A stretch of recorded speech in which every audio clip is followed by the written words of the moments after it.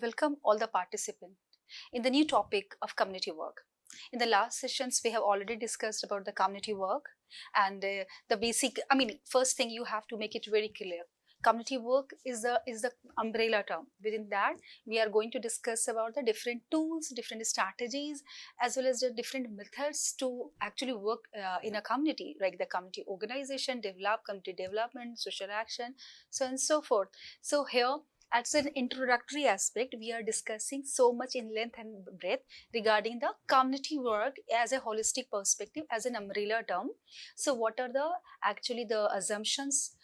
It can be applied during the community organization or social action or community development, and it could be specifically for some other reasons or for specifically some community work. So here, this topic which I am picked for the today's lecture is about problem solving strategies, process and skills. So whatever the problem solving strategies and process and skills we are going to discuss, it needs a kind of very creative innovations and giving your whole thought process in understanding as well as in while you are going to apply those.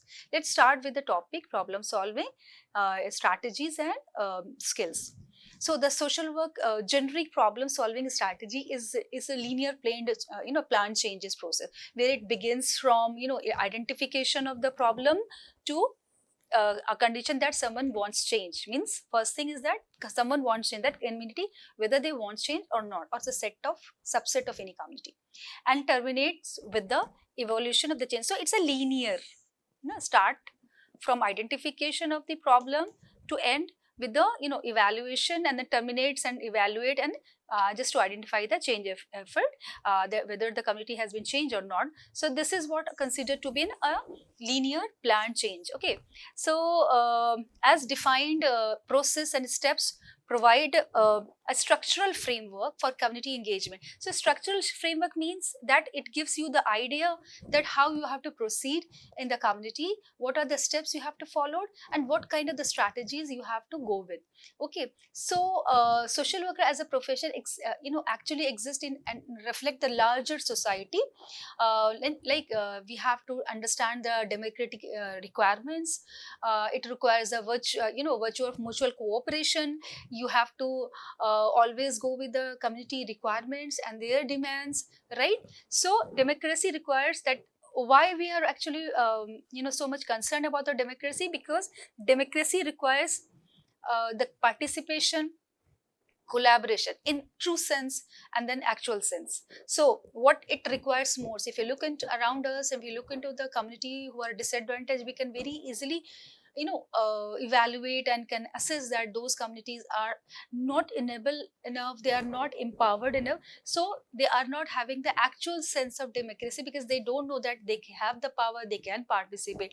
So democracy requires more. It requires the virtues of mutual cooperation, mutual responsibility. As Aristotle has said, that it needs friendship, concord and amity. So whatever the hidden things within them, the community that needs to be taken out, and has to work on those, and then accordingly take the participation of the community. So then we can think about a better community. So in totality,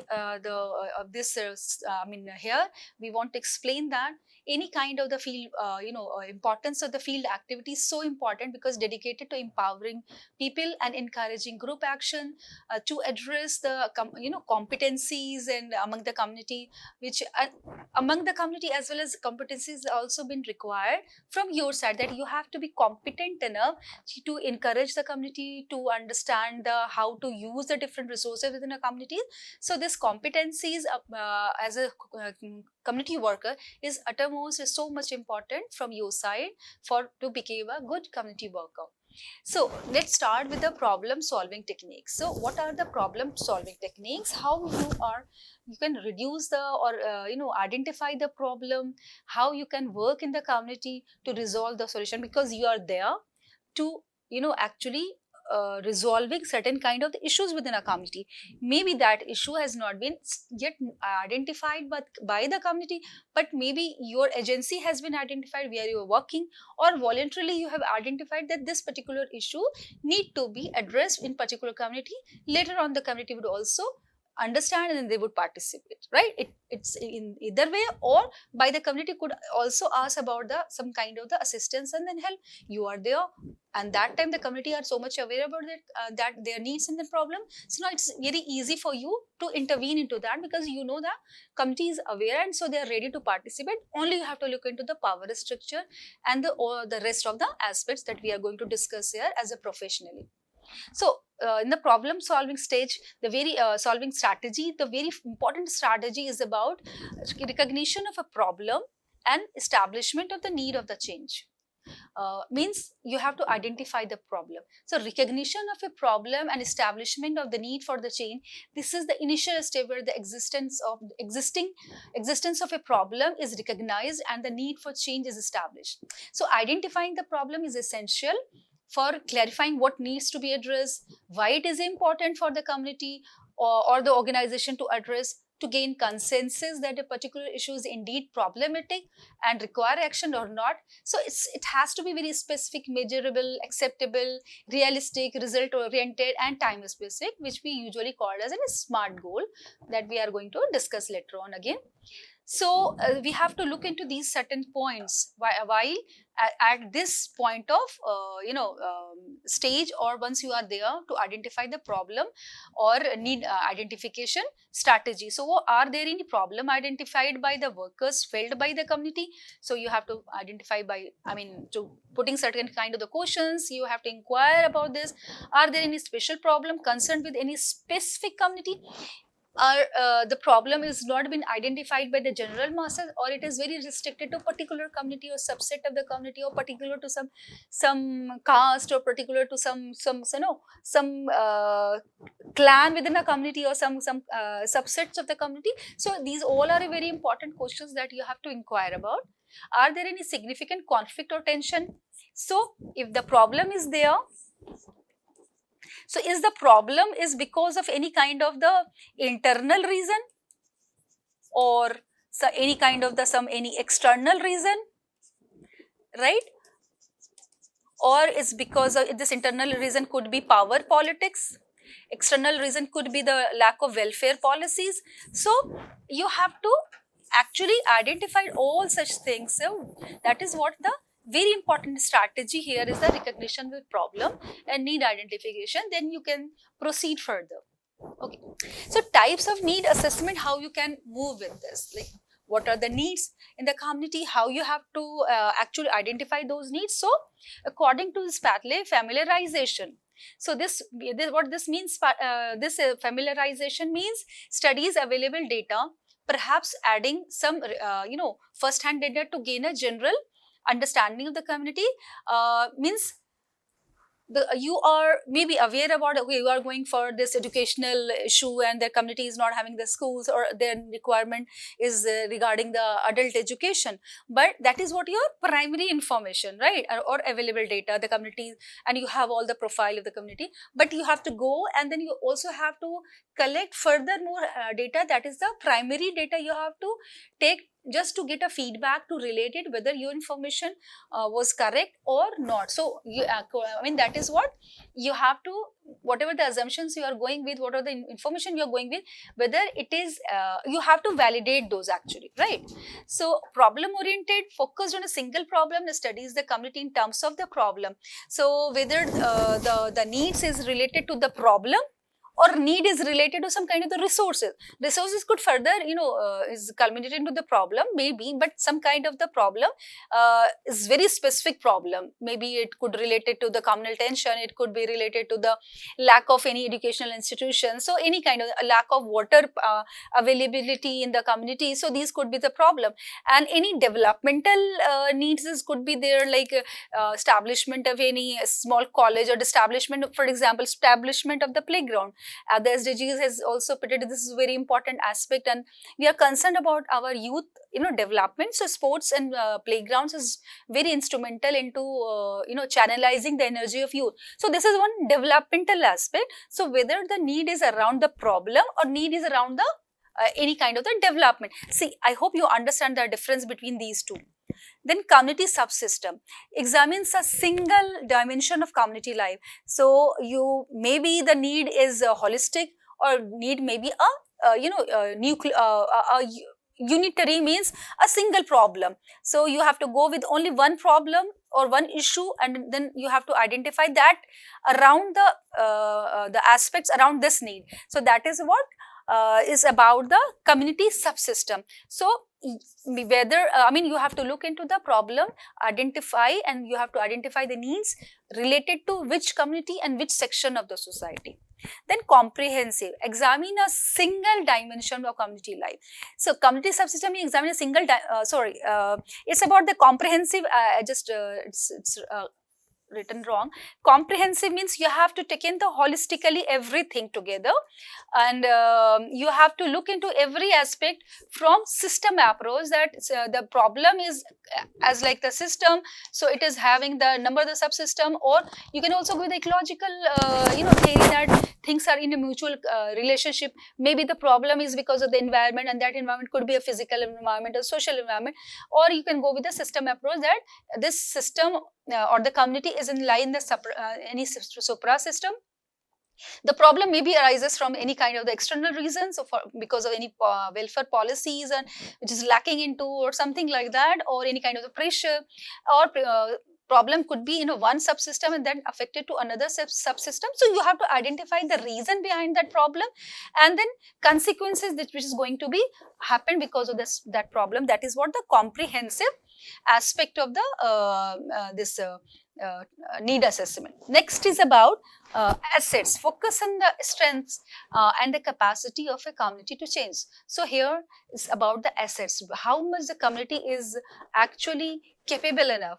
Here capabilities means how the community is ready to participate, how much the community is having any kind of the resources which is required for particular problem resolution, or the while after identifying the needs. So these are the types of needs assessment. You have to assess the needs on the basis of these familiarization through the process, through a whole kind of the research basis. Then the problem oriented, then you have to orient those problem. You can actually channelize, you can prioritize those problem. Then the community subsystem, then you have to look into that whether this problem is very for one, the needs is only for few or for to larger community. Comprehensively you have to look, even if it is for the smaller community, you have to go with a holistic perspective, that you have to see that this problem is definitely is having some vicious circle and is going to affect it to other, or the factors may be lying in somewhere else, not in that subsystem. So we have to work also with that subsystem from where the problem arises, right? And then assets, you have to identify the assets within the community. So through all these assessment, you can identify the nature of the need, or the degree of the requirements for that need. So you can easily identify that how much the need is actually need, how much the potential the community is having to resolve the need or not. Next is about the information gathering. Information gathering, as I have here, is about the familiarization about the problem. So it is somehow the similar. It's about the information gathering, is about collecting the data and insights related to the problem, from various sources. It could be from community members, that is primary data. You can also with some information as like the secondary data, and that secondary data, or you can also collect the information from some kind of the agencies available or institution available in the community. So purpose is gathering information to provide a well-rounded understanding of the problem, helping to reveal root causes and the potential impacts, and then existing resources.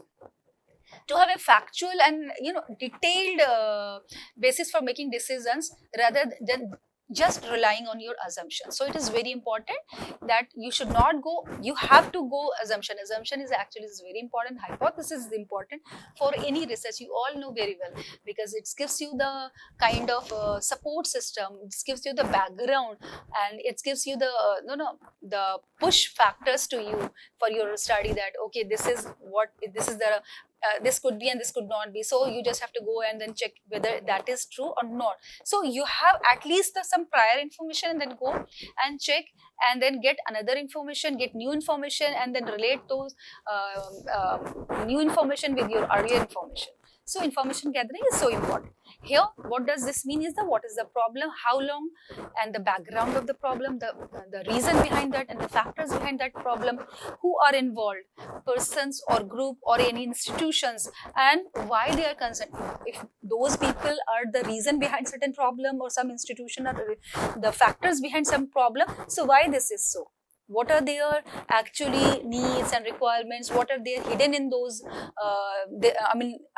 Behind these issues, why they are creating this kind of the problem, and then impact of the problem, present or in a future, temporary or long. So, what could be the impact of this problem if it stays? How much it is going to impact it to the community in a day, or in a 2 day, or a year, month, or year, or in long after a long term, or then it is a temporary or long, right? So, and then why this problem? Why this is problem? Why the people are not coming forward to have education in particular community? First, just I would give you an example. If you are going there for adult education, so the community is not participating, they are not ready, and they are not supporting you to open any kind of institute, any kind of setup there for the adult education. So why this problem is there? Who is actually intervening into, and then in back they are controlling the community, so not to go and not to do this. So and what is the problem not to having the adult education? So this is what like the problem, the issue and the concern you are going with. Another thing, what is the community is already identified certain problem, so they have some kind of maybe the communal tension. So why this problem? How long? What is the background of this problem? Who are involved into that? And then why they are concerned for this? Either it is a political or some social, or some this power structure is behind this. So impact of the problem, long and short, it has to be sensitized to the community. If it is here, if the community is so much disorganized, what are the repercussions the community is going to faces? So this is all you have to identify. This is the second very important problem solving strategy. So first is recognizing the problem, second and next is about the information gathering, and then third is about assessment and analysis. Whatever the problem identify, then you also actually information gathered. First was just a problem identification, right? So either it is education or health or whatever the problem for which you are there. So that is first thing, and then background of that. Second is about information gathering around that problem, around that need for which you are there. So you have then information gather, what are the resources, how you are going to help, everything. Why this problem, who are behind this, why it is not going to be resolved, if it is be here, so what would be the consequences. So next would be assessment. After this, you are capable enough to assess the overall the issue, concern, the whole package you can develop, you can understand the whole every aspect of around that problem and issue. So that is what your assessment. Assessment means and the development of the case and the plan of act for a change, right? So to create a structured plan that is both feasible and effective, aligning action with the desired outcomes. That could only be possible when you assess the things correctly, right? So it is based on the gathered information. This phase involved analyzing the data and displaying a theory or model of the problem that outlines how it can be resolved.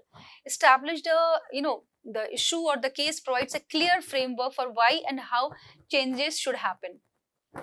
So if you look into the dimension of assessment, it's the nature of the problem. Depending, the assessment is based on the nature of problem, the coping capacities of those involved, whoever is being affected, how much they are capable enough to resolve by them, the relevant system involved, the overall the system or the institution, you could say, be involved into that. So how much they are relevant, whether they are just be there or they are actually required there. So this is again important. The available and needed resources. For assessment, you also have to analyze the resources for giving solution for that problem or helping in combating that problem. So the motivation to reduce the problem, and the next is about how much the community is actually ready and motivated to reduce that problem. So there could be the comprehensive assessment, problem-oriented assessment, and subsystem assessment. As I've already discussed in the familiarization and all, this is the similar aspect, similar explanation. Comprehensive assessment is about the overall assessment of each and everything from the problem to the players, to the agents, to the resources. Problem-oriented assessments only assessing the problem, not about the resources, not about the agents, everything, only about the nature of the problem, and then how this problem is actually the problematic. And then subsystem assessment means who are being affected. So here the subsystem where it is actually the problem is. We are not going to talk about the other subsystem which is being affected later on, or the reason behind that factor. We just have to look into the very in isolation that subsystem. So sometime this is also going to resolve some of the issues. So this is what the subsystem assessment. How you can do all these assessments? So there are certain methods of doing assessments like surveys. You have to go with all kind of the research. You have to do the survey and do ask the question. Focus groups, you have to discuss with some kind of the focus groups discussion with the on a pinpointed issue with the some sets of the groups, maybe 2, 3, 4 FGDs you can conduct it with the different representatives of the community from the different subsystems of the community. Then one-to-one interaction, you can also go one-to-one interaction. You can do the Choraha meeting, you can do the neighborhood meeting, you can meet someone at some shops, you can discuss with them informally, say walkabouts, so just having a walk into the community and just interacted with the community. And then public meetings, you can do the public meeting and discuss about why this is so and so. Participatory observation, while you doing something else, you just observe, keep observing that why particular problem, what are the resources. So you can go with a comprehensive problem subsystems assessment depending upon the time you have, depending upon the resources you have, depending upon the issue you are there for, again depending upon the agency you are working with, whether that agency is allowing you to do this assessment with in a whole length and breadth, or they just to actually for a shorter period of the time. So you have to accordingly, depending upon the situation, you have to go with a different set of methods depending upon the time and everything what I have already discussed with you all. Okay, so just moving ahead to the next, that is the intervention and change effort strategy. So intervention and change effort is now assessment. You have done with the study, you have done with the identification of the need, you have done with the assessment and all. So now it's the time for the intervention. Finally, after analyzing everything, the resources, the problem, the needs, this is the implementation phase where the plan of change is actually put into action. So to apply the strategy in action that actually address the you could say the identified problem directly. So interventions is to produce measurable progress and improvements that are aligned with the objectives of the plan. So thinking of various possible courses of action, like analysis of the course of action in terms of the cost, efforts, consequences, effectiveness and acceptability. So intervention, before intervention, you have a bit good planning. In the steps we are going to discuss this all. This is the strategy, that right. So although both are interchangeable, but with the so let's come to this point. Analysis of the course of action in terms of cost, efforts, consequences, effectiveness, acceptability, selecting the best possible course of action, and always, this is again I have discussed once, that always have the plan B with you, and then operational goals and objectives are set forth on SMART format. So this is what the SMART form, this is what is suggested by the church management, administrative system of church management. So this is SMART goal and SMART objectives is what give you the idea of that action in terms of the cost, efforts, consequences, effectiveness and acceptability. It has to be good in all sense. Okay, last one is the strategy is about the evaluation and termination of the change effort. You have to evaluate the thing, right, to confirm that the desired outcome was achieved actually or not. Making adjustment is necessary and concluding the process, whether whatever you have done was achievable or has been achieved or not, or what next is required, if there any gap has been there, and if everything is okay, so can we proceed with for the conclusion or not. So this is effort after the intervention. Actually this step is involves assessing the results and determining if the problem has been adequately addressed or not, right? So apart from the achievement of the physical targets, the improvement in cooperative and collaborative attitudes, skills, and increased capacities and confidence also should be assessed. See, this is very interesting, very important to note down that you should not only assess and evaluate the goal or the target for which you were there, like the change that you actually try to see in particular, like maybe in education or some skill enhancement or something like that. But you also have to look into the process as a developmental aspect has been achieved or not. Means the kind of cooperation, the kind of confidence, capacity building is been identified in the community or not. So the effectiveness and achievement of the goal is evaluated in this phase. Helps to locate the shortcomings and then failure of the program. Evaluate can be internal or external. That's every one of you must be aware about that. Evaluation could be internal or could be external, again depending upon the nature of the project in the program, and then amount of the funds.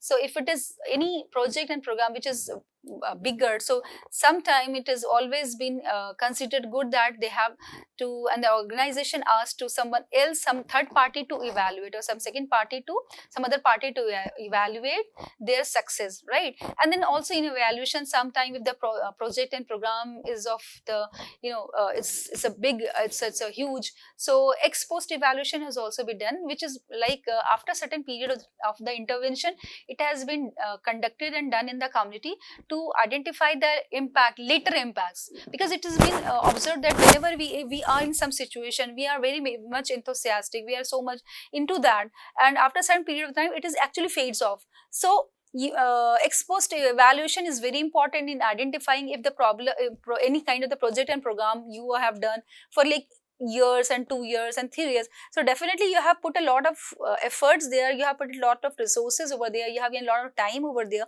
So it's very important that to find out how much it's impactful later on. So the major purpose of the evaluations are to measure whether the goals and objectives could be achieved, to understand the mistakes, to learn about the hurdles and obstacles, to draw lessons for future intervention as well, to see the strategies and then techniques were successful and which were not, and to develop guidelines for the continuation or modification of the program. See, if the program needs to be start with the next phase, so is it okay to go for the next phase or not? So this is what the very important strategy is, the evaluation, right? Okay, and evaluation with also I would suggest that one strategy along with the evaluation is the monitoring. Monitoring is a continuous kind of the evaluation. So every day or at least monitoring has to be has to be done with every program and project on a continuous basis. So look after, and then evaluation can be also be defined as like the mid-term evaluation, end-term evaluation. So evaluation can, many organization they also do that every day, they do take the feedback and then weekly feedback. So by this they can be very much in a position to tackle the issues which they feel that, and the gap they can easily fill if at the within the time period, if they identified that the problem is this, and then you can do better if they actually go and align with some kind of the other activities. So this is what the importance of evaluation and also the monitoring.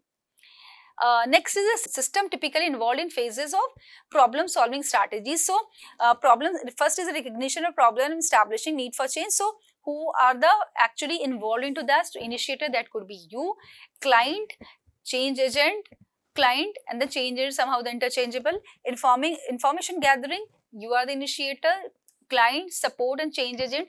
Maybe within community there are few who are not going to get any kind of benefit of that project, there are many. So if they, even though they are participating in information, in giving you the information, not assessment and development of case theory and plan for change. So these all are the important system that are involved into problem solving phases. Okay.